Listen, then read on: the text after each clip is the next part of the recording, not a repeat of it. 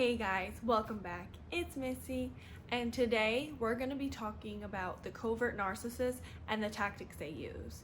So, if you have a woman in your life that doesn't exactly fit the criteria of a normal narcissist, then you're going to want to stick around for this video. One of the reasons why I think it's so important to be aware of what a covert narcissist is because me personally, in the beginning of my search, when I went on Google and I searched what the hell's wrong with my mom, the things that came up didn't match, because a lot of times the descriptions match overt narcissists, which is they're loud, they're arrogant, and they're always fishing for compliments, where the covert is not like that. The covert narcissist is a lot more sneaky and a lot more manipulative in their tactics. And they play the victim a lot more than the overt. And a covert narcissist, you may notice they're a lot more shy and they are less attention seeking than the overt narcissist, as well as people generally like the covert narcissist. If you are in the inner circle of the covert narcissist, it's hell. They manipulate, control, gaslight, and abuse the people that are in their inner circle. But the ones that are out of their circle, they're all about their image. They have a perfect image. They come across as this loving, caring person.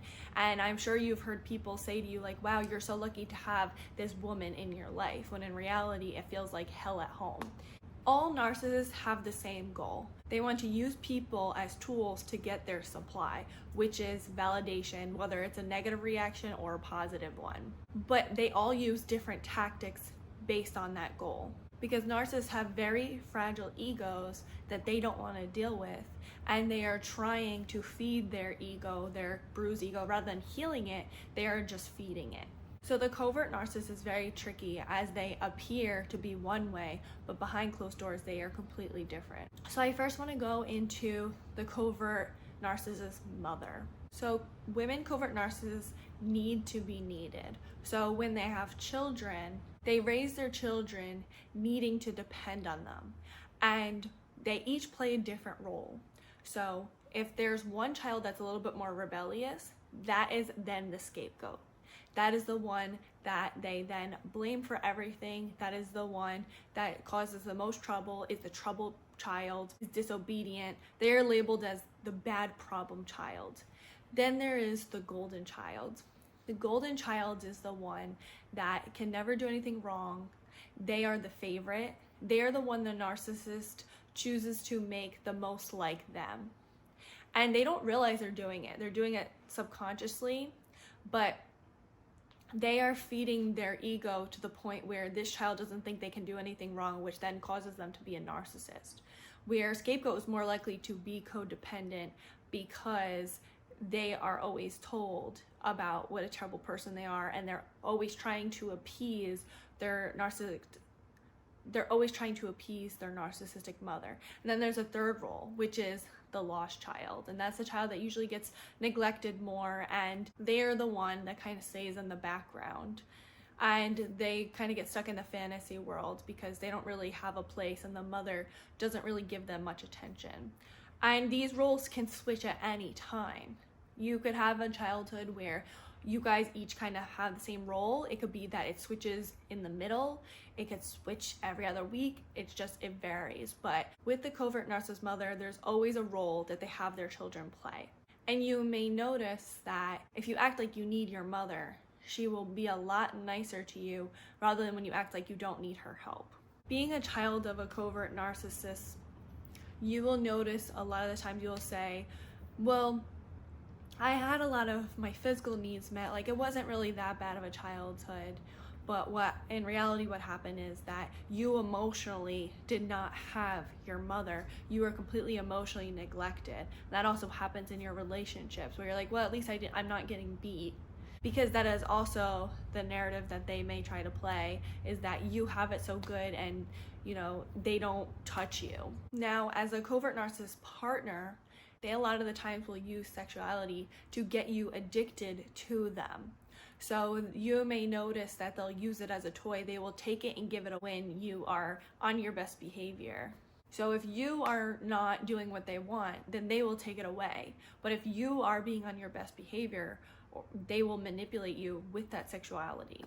Going into traits, what I will say, all narcissists pretty much have the same traits, but the way their traits come out is very different. For instance, one big trait of a narcissist is grandiose sense of self. Now, with the covert, it's a lot more hidden. They may hide behind religion or motherhood or a certain role to make themselves feel important. Me personally, my mother would always say, I'm the mother, I know it's best. And she would always make it seem like she was so smart and she knew everything, and she belittled me because she was a mother. And she played the role that the mother was the most amazing thing in the world and nothing could touch being a mother. And I would not understand because I am not a mother. You also may notice that with religion.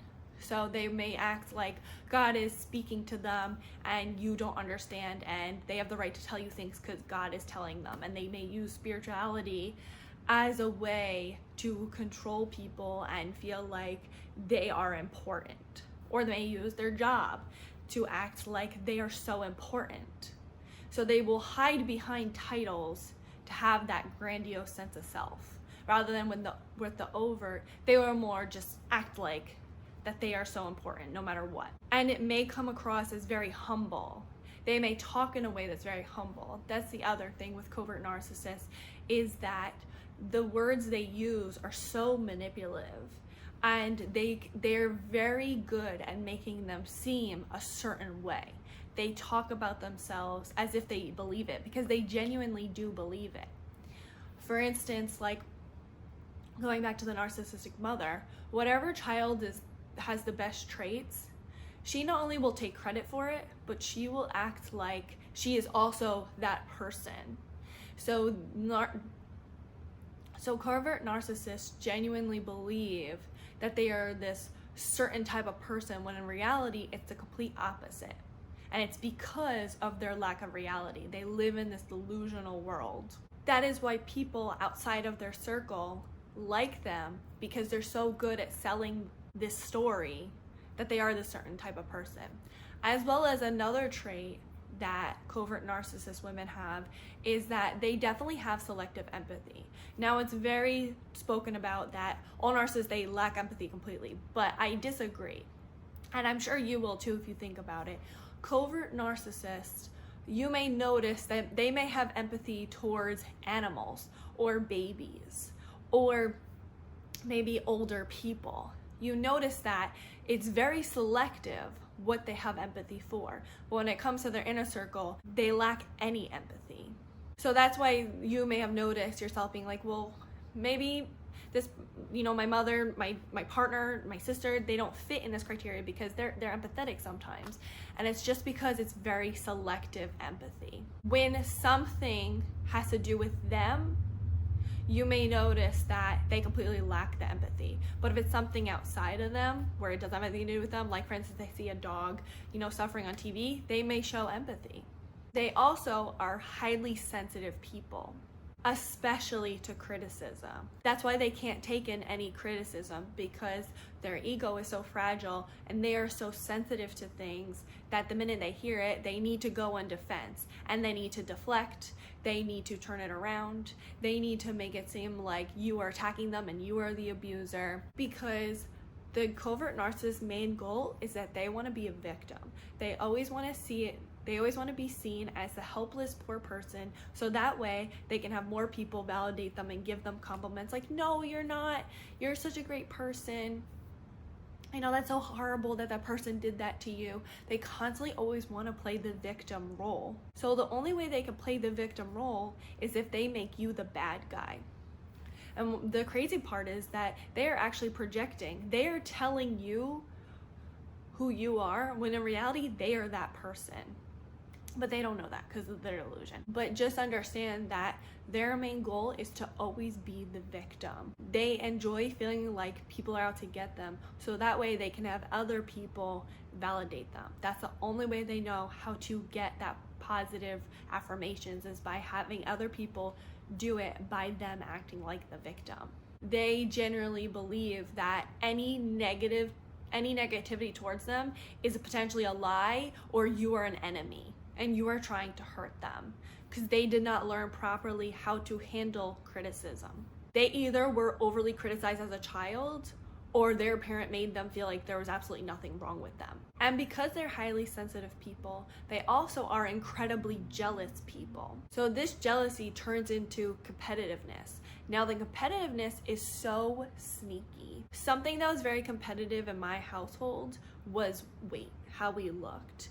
And it wasn't something that was outright spoken. My mom was very careful with her words. She never would tell us outright, you're getting fat. She would say little things like, do you really want to eat that? You're eating again. Little comments like that can come across as, trying to care, because that's what covert narcissists do, is they're always trying to act as if they're caring about you and they're so loving, and that's how they will defend themselves. You'll hear a lot, I love you unconditionally, I care about you, I'm the only one that cares about you, I'm the only one that will say these things because I'm taking care of you. You constantly will hear those things because they're trying to play that narrative that they care about you, and they don't understand how that affects you, and that it's actually not them caring about you, but more they're trying to manipulate you to be who they want you to be. So it can feel like it's a competitive environment where the covert narcissist women, especially with their daughters or other women, it will feel like they are trying to compete with them, but it's an unspoken competition. It is not something they would outright admit. And they may act very jealous, like they may talk ill about certain people. And they will say they're talking ill about them because they are bad people, or they will excuse it. But in reality, it's their jealousy and insecurities coming out. So to deal with this competitiveness and this jealousy, they will make little comments to cause other people to feel like they are in competition with them, because they always want to be the best. They want to be the best looking, they want to be the skinniest, they want to be the most successful, whatever that success means. They just always want to be the best. So everything will feel like a competition. Like all narcissists, covert narcissistic women are so emotionally unavailable. You may try to connect with them and it will feel like complete disconnection. You will feel maybe emptiness between you guys, like you can't get a deeper connection, whether that's with your mom, your sister, your aunt, your partner, whatever it is. You can't feel like you can have a real genuine connection. You also, if you are in a relationship with a narcissistic woman, you also may feel that emptiness when you're having sex with her. Like there just feels such a disconnect, and it can also feel like as if it's a favor. She's doing you a favor rather than it's something that's actually enjoyable. It may be very enjoyable in the beginning, she'll go wild, but as time goes on, it's so disconnected and it feels like it's a chore rather than there's passion and enjoyment. But she will make it seem like that she is this great, emotionally available woman, that she's there for everyone, because she most likely is. Not in her inner circle, but outside of her circle. You may notice she's more likely to pick her friends or people outside of her circle than you. You are last, because she's not going to, go be emotionally available for those particular people because she actually is emotionally available. It's because she wants to look like she is a good friend, that she's caring, that she's loving, that she's there for people, rather than her actually being that person. She cares more about her status and how she looks rather than actually caring about the other person, which goes into my next point. Extremely selfish. So selfish. Everything is for her, but she will make it seem like it's for everyone else. So for instance, she may go shopping and spend a lot of money with you and your kids, but then make it seem like it was only for her kids, when in reality, majority of the stuff that was bought was for her. And she may really want to do something, but she'll make it seem like it's for you, when in reality it's for her. So she will use other people as a tool to act like it's for them, when in reality it's for her. And she really wants to act like she's this selfless, Mother Teresa, or whatever persona that she wants to paint, she will try to paint it that way. But in reality, everything is for her. Every single thing is for her. And like I mentioned, as a narcissistic mother, She needs to be needed. She always wants to be a teacher. She wants to act like she's teaching you something. And then of course she has the typical narcissistic traits, like doesn't respect your boundaries, invalidates you, very manipulative, very controlling, all of those. But like I mentioned, every single trait of hers is very sneaky and it's very manipulative. It's all about the image, obsessed with looking a certain way. So let's go into some of the tactics that she is more likely to use. So like I mentioned, extremely manipulative, does a lot of gaslighting, wants you to constantly question your reality so you fit in her narrative of who she wants you to be. So that means constantly taking digs to try to change your behavior. Her motive is to always change your behavior into what she wants. So everything she says will have a hidden intent behind it. A lot of the times children who grow up with covert narcissists, they will think that everyone has a hidden intent or hidden message behind what they're saying. And it's because the covert narcissist is always so manipulative and always has a hidden intent behind what they're saying. So you may constantly feel like she's taking digs at you, being very passive aggressive. So rather than outright saying, hey, it makes me really upset when you do this, they will say something like, well, this wouldn't happen if you would get a job, or this wouldn't happen if you actually listened to me. Everything is so passive aggressive rather than straightforward. When they don't get what they want, they will throw tantrums, almost like a little child not getting what they want. But they will do this all behind closed doors. And if anyone sees them do this that's outside of their inner circle, they will get very embarrassed. Another manipulative tactic they may use is to go about and talk to other people in your family about you to try to turn them against you. So that way she always feels like she has what they call flying monkeys on her side, which are people that then go attack the victim.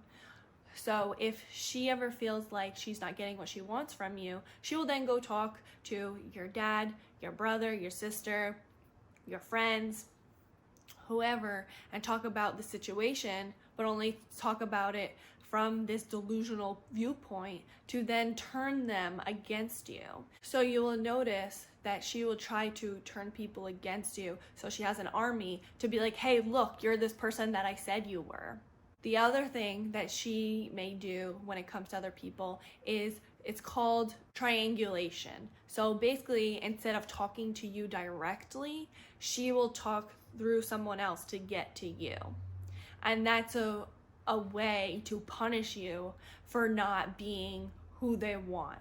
That's a way of punishing you for not being obedient to their manipulation, as well as stonewalling, which is basically they will either immediately cut off the conversation and not allow you to speak, or they will give you the silent treatment of not talking to you until they decide that it's time. And this can last hours, days, weeks. It really depends on the narcissist. This is especially hurtful if you are a child of a covert narcissist, because there are times when you need things from your mom, and if she's ignoring you, you feel that helpless feeling of, oh no, like I disappointed my mom, now I don't have her, now I'm dead.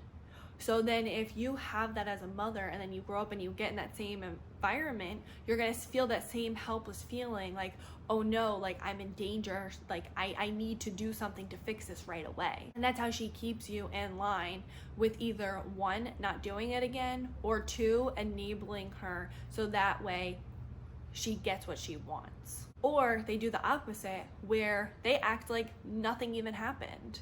Like you could have this huge fight and then all of a sudden she'll turn to you and be like, what do you want for dinner? Like, what? You literally just told me I'm a garbage person and now you want to know what's for dinner? Like, another tactic they will use is they will secretly try to sabotage you. So if you have a goal or you have something you want in your life, they may try to stop you from getting there. And it's even if they're asking that of you, they still will try to sabotage you because they never want you to feel good enough. They want to make sure that you are at the same low level that they are at. They don't want you to succeed or be above them in any type of way. So if they notice you're starting to do well or be positive in any sort of way, they will try to sabotage that so that way you don't reach that goal. Whether it's them starting fights with you, making an extremely negative experience, hurting you from reaching that goal in any sort of way, they will do it. For instance, let's say you have a goal that you want to lose weight and you tell them you want to lose weight. The next time you're around them, they may offer you chocolate because they don't want you to look better than them. That's another reason why they will invalidate you a lot, is they want you to feel like you will never be good enough. And that also is kind of internally, they never feel good enough. So they also don't think anyone else is ever good enough. You can never reach their standards, and you never will reach their standards because their standards are unrealistic since they live in this delusional world, and they will constantly invalidate your feelings, your opinions, your wants and needs. They don't see you as a person. They see you as a tool. As the victim, they are constantly looking for sympathy. They are looking for a way to boost themselves up. So they will over-exaggerate things. So it always seems like they are the victim rather than the person that could be doing something wrong. Everyone's always doing it to them. They are never at fault. They are never wrong. Somehow it's always somebody else's fault. And sometimes the covert narcissist may admit, like, yeah, I do these things, but it doesn't matter. So what? They will excuse the things they do. And they are not admitting they're doing that thing because they actually are self-reflecting. They're admitting they do that thing because they want to make it look like they self-reflect and they're aware of it. Because it's easier to say, yeah, I do it, so what, than trying to deny. It really depends on that covert narcissist tactic. So it's really important that you are aware of the covert narcissist patterns and their behaviors. So one, you understand that it's not you and it's not a personal problem like they try to make you feel like it is. It's a them problem.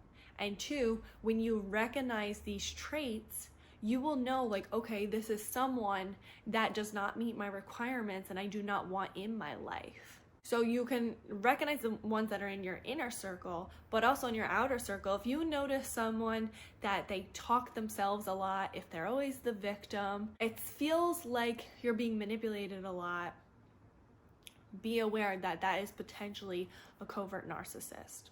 So the covert narcissist woman is more quiet. They don't really like attention. They care so much about their image. They're obsessed with their image and how they come across. That's why they will act one way in public and a completely different way in private. They love to come across as this loving, caring woman. They're extremely competitive, jealous people that will sabotage you. And everything they do is extremely manipulative, and they use tactics to manipulate people so that you play the role that she wants people to believe and for you to eventually believe. That's where the gaslighting comes in. She will gaslight you to believe you are this certain person, that you are the bad guy. She wants you to question your reality to the point where you fit her narrative. And so that way you are a lot easier to control and manipulate, and you don't have a mind of your own.